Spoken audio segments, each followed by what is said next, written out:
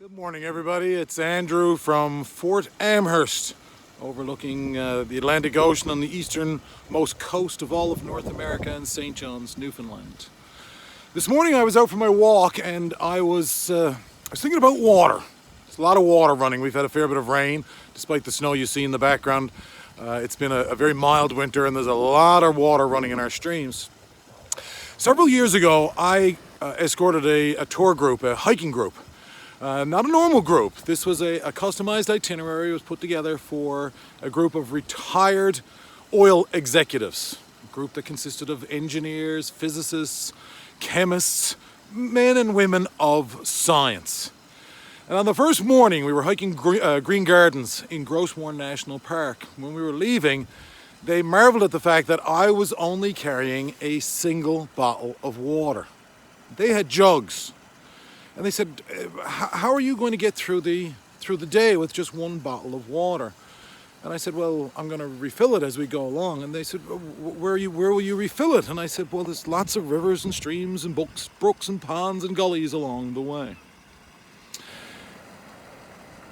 They carried gallons.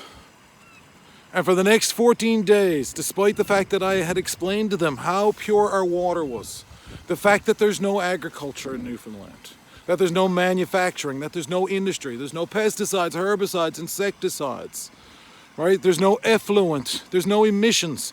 There is nothing here that could contaminate the water. After 14 days, I got it the first day. Look, who's Andrew? Right? Andrew's a bit nutty, right? Let's not kid ourselves. But after 14 days, seeing the evidence, right, that proved what I was saying from the first place, that there was nothing that could contaminate the water. They could not bring themselves, not once could they bring themselves to drink the water. They lugged water every single day. And these are long hikes, 10-hour hikes. They lugged their water every single day. I found it amazing at the time. And yet, this week, I was hiking myself out here and I forgot my water.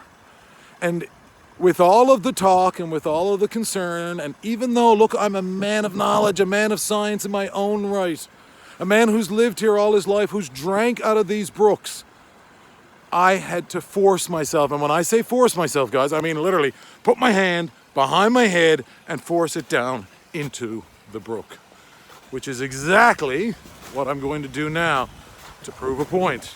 Mind the jerkiness. Look.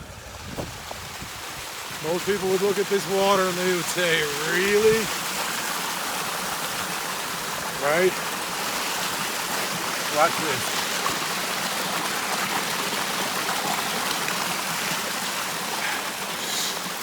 Boys, I'm telling you now.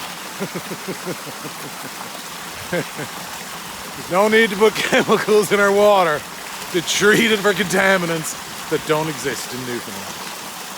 Hope you enjoy this. Think about it, given everything else that's going on in our world right now, what we're taught, what we're led to believe. Thanks, guys.